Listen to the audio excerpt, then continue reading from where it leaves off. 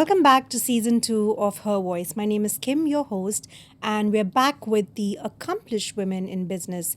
Why accomplished women in business? Because different phases, different seasons, different experiences that we can learn from. Today, I have the pleasure of hosting my very dear best friend, who I actually had to ask her, babe, what's your last name? So let's give that a try. Welcome to me, Dom Dom, but welcome Dominika Hroncova. Not really. Okay, but I will take it. I will take maybe it. introduce yourself. Hello, I'm Dominika Hroncova, and this is how you pronounce my surname correctly. I help short-term rentals and hospitality businesses to scale, empower the team, set procedures, and create sustainable growth strategies. My gifted skill set is turn dreams into numbers and numbers into reality and big scalable businesses. It's strange that after years of friendship, you are asking me right now what is my surname or how do you pronounce Well, your that's surname? a Kim, that's a Kim offering. I know you from your soul. I know you from all the other parts, versions of you. To me, you're Dom Dom. Learning your last name is the last thing I want to do. Okay, I will take it. So perfect. But today, we're not chatting as friends. We're chatting as host to the very brilliant woman behind GM in two companies, visionary in the world of real estate, visionary in the world of interiors, visionary in many, many ways. So let's get into that right now. That's a very kind introduction. Well done. Domi Yes. or Dominika, where does your story begin from? When did you decide that this is my skill set, this is what I love doing, and this is exactly where I want to show up? Well, I think it's a very good question, and I'm not really sure if I have a really straightforward answer to this.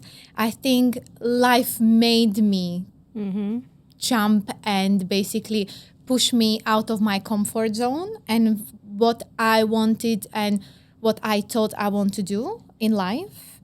I think throughout the years you are not just searching for yourself, but also finding out what you actually want to do in life, right? I was kind of forced, or I thought I would be doing this in my life, and life went completely different way, right? And then suddenly you are finding yourself being in this space which suddenly became very interesting for you. And suddenly you're finding yourself that you actually know how to do this or learning how to do this, right? And then you suddenly are like, okay, I think I didn't know I'm gonna end up here, but here I am. And after so many years of being in the same industry, which is hospitality, short-term rentals, I have become, I believe, a leader in the industry, or quite well known. Yep. And basically, I've been trying to transform and help the industry to shape in the way it is today. And hopefully I put the fair share of my knowledge into the industry and the companies I have built and I continue building. Amazing. Dominika, first of all, it's so weird to say Dominika, but let's go with it. When you said specifically right now, you have built these companies, that is one of the lessons we want to share with people listening. How do we move from the foundational level of dreaming, of finding yourself, finding your skill set, and then going into that next step, the scalability of building businesses? If you could share the myths that people think that there are there, and then lead us into what the actual reality is. Yeah. I believe my role is, or like helping short-term rental companies, hospitality businesses, turn complexities into clarity and potential into growth. This is how I would shortly describe it, what my role is in this industry, right? I help to come into the business. I help to set up procedures, policies, operations. I help to set up basically technology which helps you to sustainably grow the business. Right? And that's how I I'm helping the business to basically create a sustainable growth. in the businesses. What are the biggest myths that people have about scalability? That I will figure it out all on the way. Ooh. You're not supposed to use that. That used to be my style. Yes. Or Let's double click on that. What is and- the biggest mistake in that, and what's the biggest red flag for women in business thinking that that's a good way to go? not knowing what the business takes, or not knowing the business, not knowing the product which I'm trying to either develop or worked on, etc. Right? We always think with, oh, this is something I would like to do in my life, right? Not basically really having any knowledge about it, or not having any experience in the same And having the industry. acceptance to say, I don't know Yes. all of these aspects. Exactly. Because hitting the ground running is such a startup energy. It's such a passion-driven energy. Exactly. And we've all been burned by that. Absolutely. And what I think a lot of people think like, okay, I will learn on the way and I will figure it out. This not necessarily is the right approach to the things. Understand what it business takes before you actually make a decision, right? Put your numbers together. What's your growth plan? What's your strategy? Who's your market? Understand your competition. Understand your margin if you are creating a product. This is a lot of women or business owners forget that this is extremely important once you are working with an idea which you want to open and start working on. And thinking that you will figure it out on the way can or might lead you to a lot of expensive bad decisions. And people do not understand it. And then there is an idea that people think like, oh, I don't need consultants, or I don't need anyone to help me to figure it out. Well, good luck with that. Good luck with that. Exactly. And eventually everyone learns, right? We all learn from it. I learned from also trying to figure it out on the way or on the go. Did I make the best decisions? I don't really think so, because I wasn't where I was when I Today. was now. Exactly. Absolutely. As I was today, right? And having that knowledge really helps me to look at the business from a very different way. And I can make better, less emotional decisions. Yes. Let's come to that as the myth that you're busting here for us. Women in business tend to not differentiate between making emotional decisions and confuse it, saying, oh, it's my gut, I'm going to lean in. Give us a little breakdown on that, Domi. Okay. So I believe you should never fall in love with your business or your brand. I love that. I love that. I love that. The last time we had Trish here as well, we said the same thing. When someone says my business is my baby, No. that's a red flag. That's a red flag. That is a red flag. You're going to die in the process for sure. You're gonna die. You will burn yourself out. You will make a lot of irrational, emotional-led decisions, right? Because you will be always triggered when it comes to your baby, quote unquote, right? But your business isn't your baby, and you won't be able to scale it and eventually sell it if someone tries to acquire it, etc. Because you will have always an emotional bond to your business, right? Yep. So you always have to kind of distance from yourself from it and look at from the top, like, what's the business decision if I take away the emotions, right? Do I need to fire someone today who's been a core person in your business, helps you to develop the business, but is not can take the business anymore to the place you want him or her to take it, or it's costing you too much money which you cannot afford at this moment? That emotion needs to go away, because you won't be able to let that person go, because you will be still emotionally connected to the business. So removing emotions from a business, I think, is the best advice I would give to women in business. I love that. I want to tap into leadership, because how have you faced, if at all, through your journey as a leader, to be a woman as yourself? You're very pretty. People look at you, and when we've been friends, we've met you, everyone looks at Domi and we're like, oh, supermodel entered the room. And then to be someone who goes, tuck, tuck, tuck, tuck, tuck, numbers, cut, clip, do again, get things out. How has your experience been in being in a very strong, high level, delivering numbers, and then still maintaining the fact that you want to function in the feminine aspect of leadership? It's a process. And yes, I've burned myself in this, as you also know. And I think it's still a work in progress rather than saying that I have it all figured out, right? We are all trying to understand and self-maintain ourselves in the business. And especially as women, it's very, very important. Exactly. It's very different comparing to men and their masculine energy in business, right? Yep. We need to always find balance between not pushing too much and also pushing it from the right place, which is the feminine energy, right? So it's a constant work in progress. When I know where I'm already, I find myself, I'm too much in my masculine because I'm constantly going, pushing, dealing with this, dealing with numbers, dealing with unpleasant situations, with staff and all of this. Then I know that I have been too much in my masculine now and rather need to come back, retrieve and find that balance, right? So I need to constantly monitor myself to make sure that I'm leading from my feminine. But you still can be how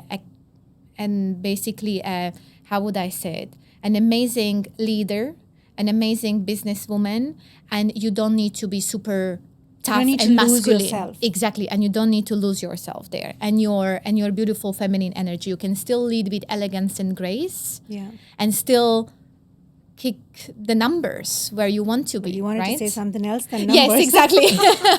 Exactly, but I would rather Everybody not. knows what she was going to say. Yes, exactly. Be there, show up for yourself, but also show what you stand for, that you know your shit, right? You know what you are doing. You know what you want to deliver and deliver it. I love that. Yes. And that is feminine leadership, that you're not masking yourself into something else to deliver. You have the dream, you have your approach, and you get stuff done. Exactly. Show up. Show up as you are. Show up as a beautiful, strong, confident woman and lead from that place. People will follow you. Absolutely. People will follow you and people will admire for that. That even a beautiful face, a beautiful body or whatever can still deliver what they are saying that they will deliver. I love that. Yeah. So tell me, in maintaining this stance, and it's a very strong position because, like you very correctly said, people look up to you. You got to make decisions from numbers, also from gut, and there's a lot of responsibility. What are maybe 3 or 5 things that you do to conduct and manage yourself better? Look, I always try to manage myself in a way that I have priorities set straight and I focus on the task that actually make difference and move the needle. Rather than like prioritizing my time and the tasks which are very important in the business. So you would say the money-making task first. Yes, exactly. Fantastic. The task which help you to grow and scale and sustain the business at the same time, right? That are making the immediate impact or scaling strategies, etc. That's very, very important. And also correcting my vision and what we want to achieve and kind of always coming back to it. Are we on the right track, etc. And looking back to it, where are we comparing to what my vision is? Is it still the same? Is it something has changed? It's that adaptability to it as well at the same time. That's basically prioritizing what's important from my role. Okay? Amazing. Yeah. Then, of course, I try to retrieve and also not burn out. So I try to basically, when I know it's too much, when I'm burning out or I'm pushing too hard and too much, then I try to retrieve my energy and come back to myself and understand that, okay, I'm pushing too much. Now it's time for you to recharge because you won't be able to deliver anymore. Exactly. Yes, so that's another important thing because we've been pushing, and if you do not actually sometimes look at it like, oh, wow, okay, I'm burning out now, I'm pushing too hard. And I think that is something that women forget in business, Yes. that if we try to run on an empty cup is not about the lunches or the dinners, but it's more about, did I have my slow morning? Did I have time to think? We can't go at that pace that the masculine does. You have to conduct yourself very differently because then you give very differently.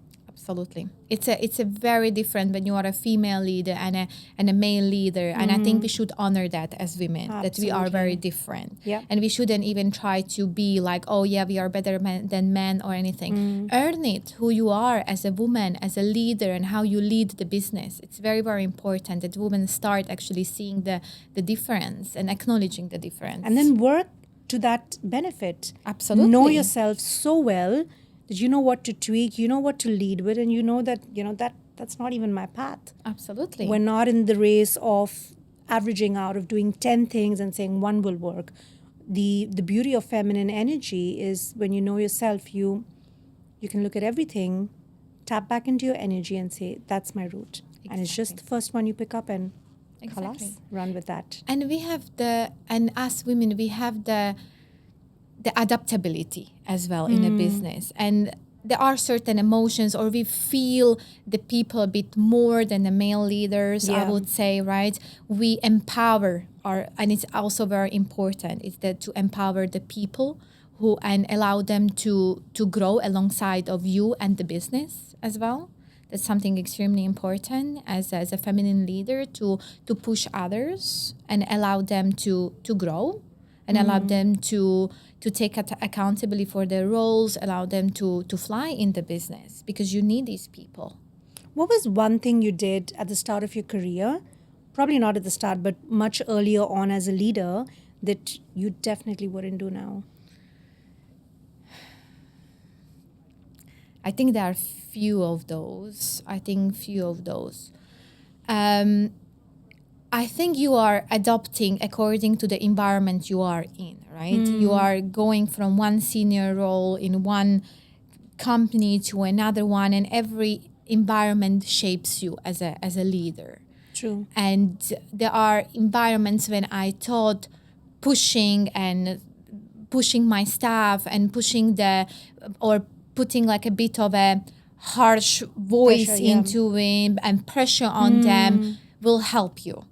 It's not necessarily the truth, right? So that was something that I had to learn, that this will not help my business nor the people working with me in the business, right? So then you come back to you and this beautiful feminine leadership energy and empower them. Right. Don't threaten them. Don't pressure them. Right. Otherwise, I like they will the not fact that you perform. said that the environment molds us, because Yes. most of us, when we don't know ourselves, or like you said, we don't know our path, the energy is heavily resting on, I will figure it out on the way. You unconsciously, or you choose to adapt to the environment. Everybody's screaming, everybody's doing 10 networking events, everybody is doing everything, and that pressure, because you don't have your plan, you don't have a mentor even, is to just follow suit, and then you're sitting. Yeah, and you know what will happen? You will do 10 things at the same time and nothing at the same time. Do nothing eventually. Nothing, absolutely, because you will work on 10 things and that will lead to your end goal. And what is your end goal? A result. You want a result, either it's a revenue or growth or scalability or something. That's your end goal, a certain result, right? But having 10 different plans, strategies, things, that never really work, because you put your energy here and there, but not really to something that actually matters and moves the needle. I love this. It's so, every other content we've seen outside in business is so driven on passion. And I've personally seen and felt, and you've echoed that in our many other conversations, that's not enough. That's not enough in the business. That's not enough. So coming to that part of it then, Domi, what's the first three things a woman that's starting business, a woman that's thinking to start business, and a woman that's getting into scalability that they need to start looking at? Have a plan, first of all. What do you want? And what's the feasibility of what you actually want to build, right? Because having a beautiful idea, that's one thing. But there are numbers to it. There are plans to it. There are strategies to it. There is so much more to it than just having a beautiful idea which you can turn into business. But these beautiful ideas might not necessarily be a great business ideas. if you know what I mean. Absolutely, absolutely. What is the biggest mistake every woman consciously or unconsciously makes when she gets into business? Everyone thinks they can do it. Ooh, mic drop there. Everyone thinks that, or we glorify business, right? We glorify entrepreneurship. We glorify being Burnt out. Exactly, glorifying being a business owner, etc., etc. But it might not necessarily be for everyone, and we need to start understanding that.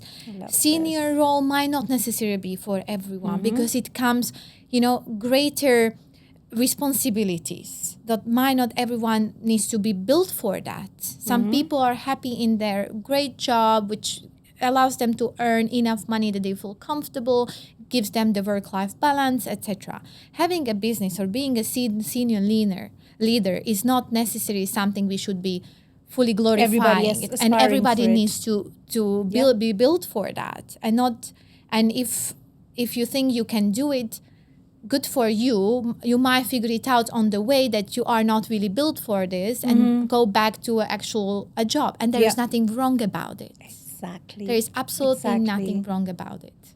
Exactly. I love that. And that's a fact. And everyone just keep thinking, I'm going to build a business. That's great. because the internet just confuses you. Yes. It confuses you. And it's not necessarily the truth. Like, all empowerment, great. Yes. Okay, know yourself, good. know your but capacity. not everyone needs to be a business owner today. Yeah. This is why we have a lot of failed businesses out there.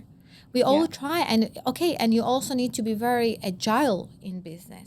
You need to be very adaptable in business. And whatever sometimes people think that, okay, I have a great idea, might work out, or I will work on it so hard, but it's just not cutting it. Yeah. You're not making the money. You're not making the numbers. And then you're adding stress, and then everything else in your life has a domino effect. Absolutely. And then also knowing when to drop the business is extremely important. Drop it. Move on something else that might be a better idea that would actually make it in a business, right? Rather than just pushing, being in denial that it's not working. Absolutely. Or having the title that, yes, I'm a woman in business, or I'm the business owner. I don't think that should be something which is extremely good for you if you make it. Yeah. But it's not necessary for everyone. And learn when is the right time to drop it and move on to something else. Because that's ego attached to it as well. Oh, yes. Yeah. That's ego, fragile ego, sense of self attached to the business. Like you spoke of, when people think that my business is my baby, your entire sense of self is attached to the business, then you would not have the cognizance to say it's not working. Yes, exactly. It's not working. Yeah. And it's time to close this down. The numbers are not making it. I can't push this, or I do not have the capacity to scale it.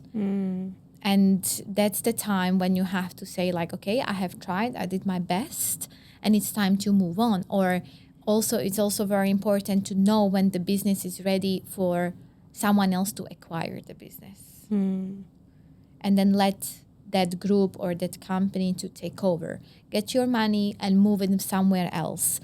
Invest it somewhere else, or create something new from scratch. And that's part of the business life. That's a good part of the business life. That's a good part of the business life. So that's why it's exactly coming back to the same exact thing. Do not fall in love with your brand or the company, because you won't be able to detach from it when the time comes. Love that. Yeah. So we're going to move to the masterclass for you to take notes right now. So pull out your notepads. Domi, what are the 3 do's for every woman in business? Learn and expand your knowledge. Know your craft, expand your skill set. Very, very important. Second thing, I would say, invest in right people. Surround yourself with people who are leaders in the particular domain or industry, etc., and learn from that. And also surround yourself with people who inspire you, women who inspire you, and they are on the same level as you are. So you have very interesting and inspirational conversation. It's extremely important. People need to understand you where you are at. Amazing. Amazing. Perfect. What are the 3 don'ts every woman in business should be very, very careful of? Remove emotions from the business. Try to lead with clarity rather than emotions. It's very, very important for women in business. Don't burn yourself out. At the end of the day, it's just a business. And learn when it's time to let go. When the numbers are not making it, when the business is not making it, learn when it's the time to let go and move on to something else. That is amazing. And I wish more conversations were happening about that, because as women, the denial is so high, whether it's letting go of a business or letting go of relationships. The denial is so high that you take yourself way beyond rock bottom. Exactly. And you need to understand, like, when it's too much, when it's time to drop it, remove the ego and let it go. Let someone else buy it from you or close it. It's fine to move on. Don't push it in a way that you will ruin your relationships, your time, your health, your mental health just because of the business. And especially when the business is not making it. I love that. Dominika, thank you so much for gracing her voice with your wisdom, with your experience, and with very clear, no fluff advice. This is ladies in business, ladies getting into business. These are the conversations that we need to hear, because it's not about, yay, we support you, because there's a lot of talk about everybody on my cheer team, but everybody to also tell you where you might fall. Don't just try finding people that fluff you up, but find people that will show you the mirror, learn from their mistakes so that it doesn't cost you everything. Yes. Dominika, thank you so much. I love you. Her voice definitely loves everything that you've shared with us. And thank you for coming here. Thank you for having me. And I hope I shared some wisdom to women, and also to not make the same mistakes we have all done. I think it's still part of the process, but I think certain advices I would also, it would be good if I have learned from the others, right? To listen to it, but actually listen to it right, and even a harsh feedback of, like, this actually what business is. Exactly. It's not all just fluff and having free time, all of this. It's not necessarily just that. So I hope I could share some wisdom from my role and from what I have been doing. And I hope it was valuable.